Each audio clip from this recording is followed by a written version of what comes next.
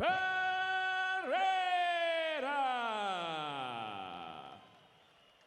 And across the cage, his opponent fighting out of the red corner. He is an MMA practitioner. He stands 167 centimeters tall. His official weight, 63 kilos. His pro record stands at 16 victories, opposite 4 defeats. Fighting out of Narin, Kyrgyzstan. Here is Kanat Tyson Keldibekov.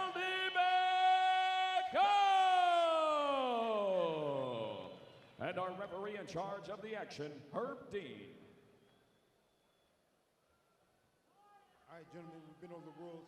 Protect yourself at all times. Follow my instructions. We're going to keep it clean. Touch gloves. Let's do it. So we are set for this bantamweight contest. Looking at the tail of the tape. Slight reach advantage for Uolter. Pretty much match like for like. They will test those skill sets now in this ACA cage. Pereyra in the grey and blue Valley Tudo shorts, blue corner taking on Kanat Keldibekov. In the black and gold shorts, red corner, me, Brian Lacey, alongside Brad Pickett calling the action. Pereyra starting the fight with a nice inside leg kick. Yeah, And he again. he also landed a nice little left hook as well. Oof.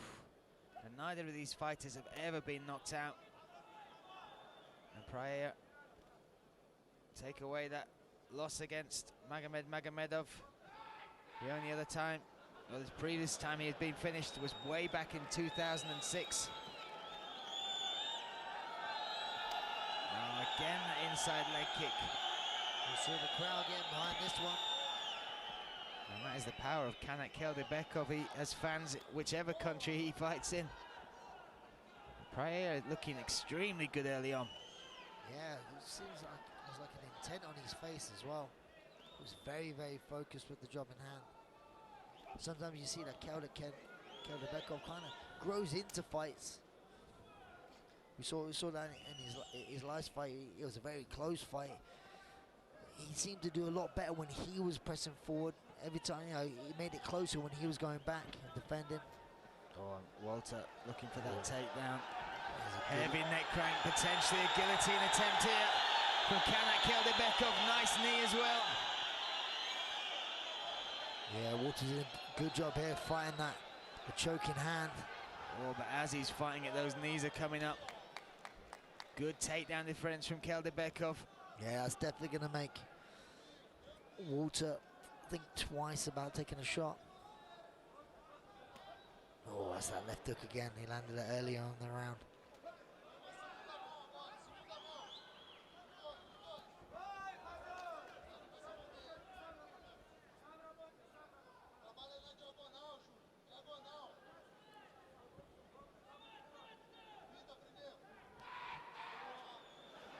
There's another one. I don't know what to say in the crowd. They say it a couple of times and everyone starts laughing.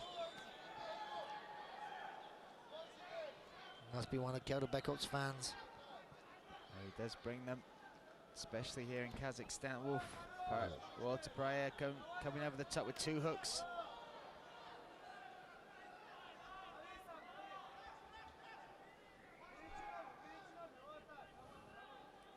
Good head movement by Keldibekov. Uolter's doing a really good job of just like controlling this distance, but just being out of range. And then he done it a couple of times. He jumps in. Yeah, done that good little Superman punch as a GSP kind of technique. And you need to be so careful with range with Kanat as well. He'll happily turn this into a brawl. Such faith in that chin. He's one of those fighters that just looks tough as well. Yeah, he does. You know, I mean, like, even if we didn't see him in the cage, I saw him out on the street. If he didn't have cauliflower ears, I'd be like, this guy's a fighter. Or you can turn this guy into a fighter. To be fair, looking at his ears, they actually don't look like cauliflower. Especially if someone's had over 20 fights. Oof. Just, oh, that's a nice left hook there from Kanat. Yeah, that's got him going. And now he's pushing up against the cage, Uolter Pereyra. Yeah, that's the most successful bit of work there by Kanat Keldibekov. Got him and the crowd going. And he's definitely got the attention to Uolter now, who's now on the back foot. You talked about it in the build-up to this. Kanat Keldibekov is very much a front foot fighter. If you give him that momentum, you show him a sign that he's edging in front, he'll take it. Put that pressure on, keep pushing you back. Ooh, sound of that leg kick from Pereyra. Oh, good jump knee there. He's a very intelligent fighter. You know, showing multiple weapons, but there's Kanat Keldibekov weapon where he just opens his arms many times and tries to turn it into a bit of a dogfight. Managed to get a takedown. Like a bit. Uolter Maybe respect that grip on the neck. I can't really see. Oh, it. that looks deep. And he's got that leg tied up as well. But he's okay. It's got to be hard to finish it from that side, though. Unless he has a high elbow, which he doesn't. He's not going to finish this. It's tight.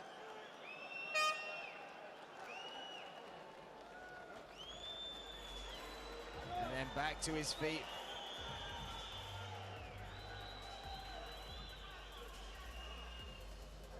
There's a bit of a welt above the eye of Uolter, the right eye. I think that might have been that leading, jumping left hook. There you go, just there.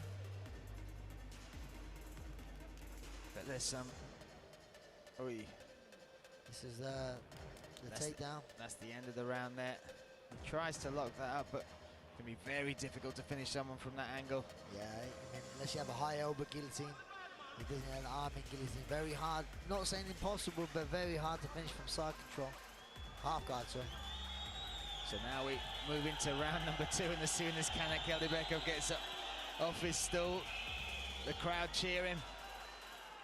Yeah, he's off his stool, ready to get this round number 2 underway.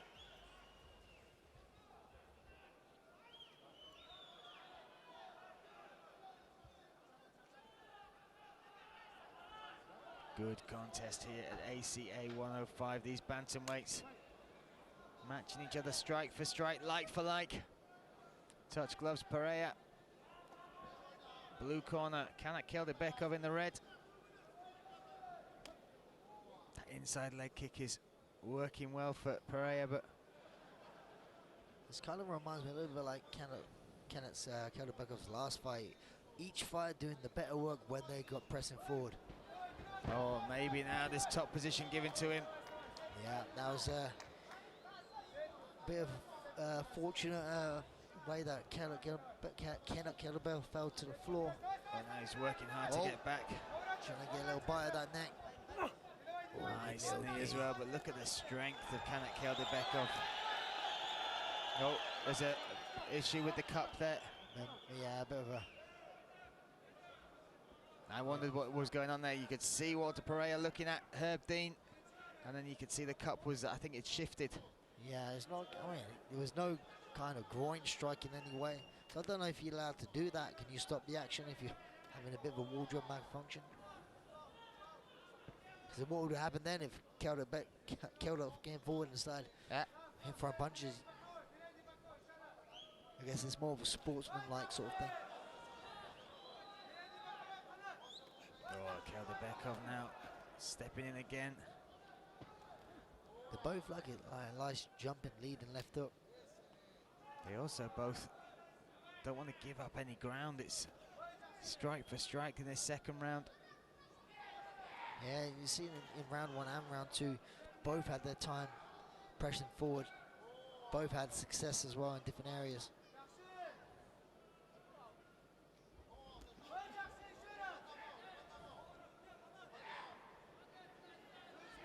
And that left hook from Kanat Keldibekov is the cleanest strike we've had so far in the fight. Just feels like we need to see one of these fighters get a clean combination off.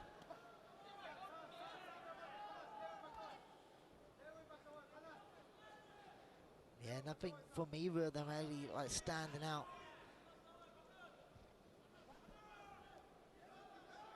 That welt over the right eye of Walter Pereyra is building up now. Good little left hook landed there by Kanat. And they're so well rounded, it's difficult to pick a hole in either of their games that they can exploit. That inside leg kick's been working for Pereyra. but there's no signs of it slowing down the pace or the power of Kanat. Yeah, again, what I'm saying, Kanat looks so much better when he's going forward. Did a good job there to mix things up. Nearly had his hands locked. He's got his hands locked now. You maybe see Pereyra going forward. Right, yeah, he managed to slide up above the waist. 2 minutes left in round number 2. Still anyone's round. No, almost a trip takedown there from Pereyra. Yeah, really good balance shown there by Keldibekov.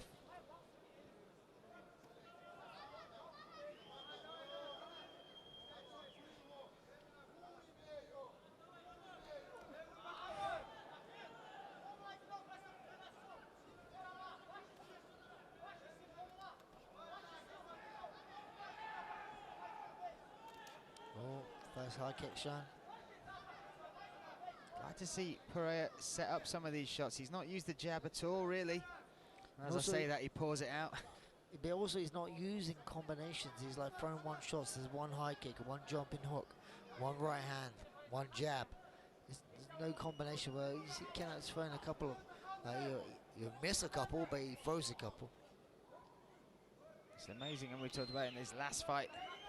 The way he came back, pressure is such a big part of his game. Oh, and again, Pereyra looking for this guillotine. It's going to be difficult to finish. Look at the grimace on the face. Oh, but equally, look at that grimace on Kanat Keldibekov. Yeah, I know that he'd be safe. He's been like, yeah, again, it's hard enough vision. He puts a lot of pressure on, but you know you're going to weather the storm a little bit now. Unless he could change it to a high elbow guillotine, there's no way. Unless he can replace his guard back in or use it to sweep like he's doing now. He's doing that from the side. Good balance shown by Keldibekov. That could be, he could finish this from this position. I don't think so, to be honest, Brian. He needs to get the amount. He's just contorting the neck quite a bit here. Oh, can he adjust? Wow, listen to the crowd as they get back to their feet. Yeah, how much that attempt did that take out the arms out of Uolter? Oh. But you've got to ask in the eyes of the judges, was that the closest anyone came to any significant chance of finishing the fight there? Indeed. You know, it also depends on the level of awareness of the judges, if they know, you know, and how bad that was. But you saw, look at Keldibekov's face. It wasn't discomfort, but me knowing that position quite well myself, knowing that he would survive that move, especially knowing Keldibekov as well. So let's have a little look. This was the early on. Lot different now. In the corner, Keldibekov getting a rub down on his legs, where in the end of the first round he was already up on his feet now. Choosing to take it to 4 minutes. This is that transitions here. That was the first takedown attempt. No, that was the end of the round. Okay. That was just after the guillotine attempt from Uolter Pereyra. Yeah, again, Brian, we've had a few tonight, very, very close fights. Coming into the third round, you think either fighter could pull away with this. Without a doubt.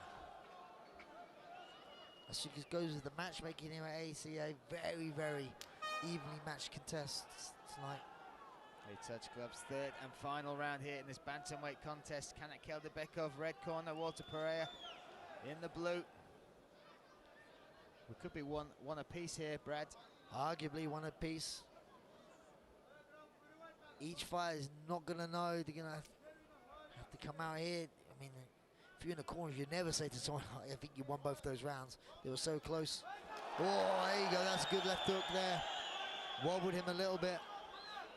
What a chin, though. As I said, neither of these fighters have ever been knocked out. I think it made it look worse as well, because he was throwing a kick at the same time, so he lost his balance. But now straight away, if I was Uolter, I got to think that looked good, so I need to get after something here. You know. Also, the crowd noise every time Kanat Keldibekov even taps him with anything. Oh! It's flying jump knee there. Is he going to survive this, Brian? Wow. He dropped hard. Was close to finishing that. Now Uolter Pereyra on the back. Can he finish? Kanat Keldibekov. That is under the chin, Brad.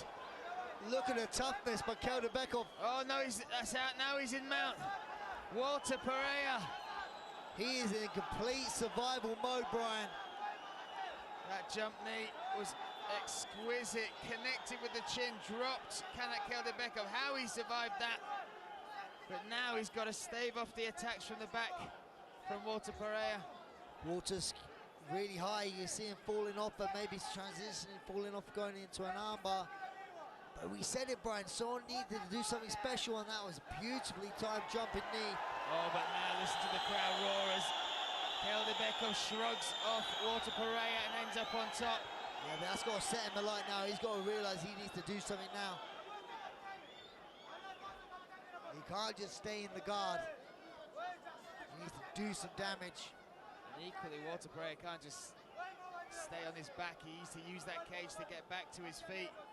Indeed, Brian, but also you got to think, he dropped hard, Brian. He's maybe using this just to clear his head a little bit, compose himself.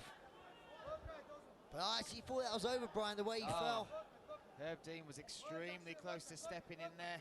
Yeah, Herb Dean, one of the best refs in the game, you know. And rightly so. Keldibekov's on top now. Shrugged off Pereyra off his back. Survived the choke attempt. And now, can he do something with this position? 2 minutes, 5 seconds to play with. There's a lot of pressure, but not any strikes really coming down from that top position. You've got to feel like he's getting some top time, but there's some blood coming from somewhere as well. I would say, if I was to guess, it would be Keldibekov with that knee. That landed super hard. Just as we said, neither have been knocked out. Pereyra pulled out. Stunning jump knee. Somehow Keldibekov still survived. Now he's on the back of Pereyra. Yeah, and he's now this way needs to do some damage as well. Heavy pressure on top. Yeah, Uolter's looking over at his corner, trying to get some advice. My advice would be fight the grip that's holding you.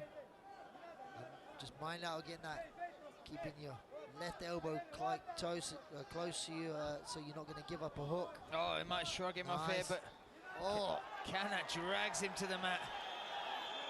What heart in this warrior, Kanat Keldibekov. Almost finished, almost knocked out for the first time in his career. This is the thing though, Brian, we have Keldibekov in the other rounds as well, where I believe has more top time, more cage control, but who's been closest to finish the fight? Few submission attempts by Uolter, and also that beautiful flying knee in this round. Clock is ticking, 30 seconds now left. Oh, nice short elbow from inside the guard there from Kanat Keldibekov. Yeah, I mean, I'm super impressed though. He literally changed this round from survival mode. Now he's finishing on top, looking strong.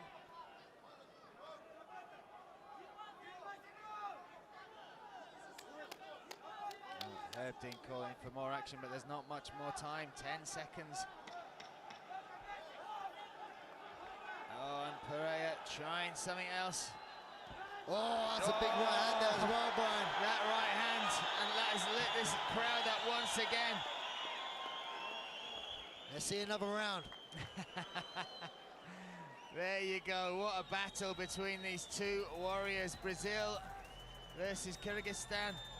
Yeah, again, Brian, the judges here at ACA 105 are getting their money's worth. That third round in particular, how exciting. The jump knee from Pereyra. And also to go back to what we said before, at ACA we have 5 judges cage side, and we cannot have a draw. Well, let's see, you talk us through some of this action, Brad.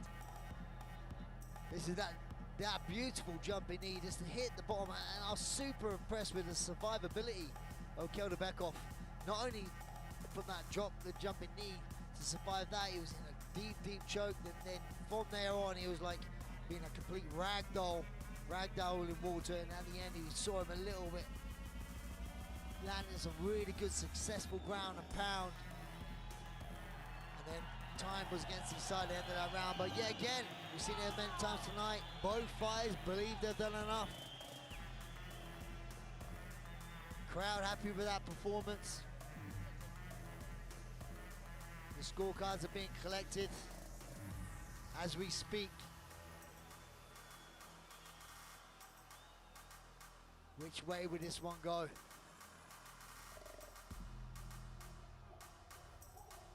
Walter's still jogging around the cage, shadow boxing. He could have done with another round. What a battle that was. As we said, this will go to the judges. Herb Dean will bring these two athletes together and we will make it official. To do that, let's hand it to Jeff Houston. Ladies and gentlemen, after completing the scheduled 3 rounds, our judges at cage side have declared your winner by split decision. Walter Junior Prieto Pereyra. And what a return to victory for that man. Look at the emotions. Taking the fight on short notice as well. So excited to be here back fighting in Russia against a top opponent in Kanat, Keldibekov. Yeah, but big arguably credit. that jump knee was the difference. Yeah, I mean, we said it going into the 3rd round, someone had to do something, and that man did. He jumped forward with a beautiful jump in scissor knee and dropped Keldibekov. And then we'll go back to the fight itself. Yes, Keldibekov had quite a lot of cage control and cage time, but it was this man here right now who's getting applause from the crowd, who was the closest man to finishing this fight. Ladies and gentlemen, please welcome to the cage from Brazil, Carlos Eduardo.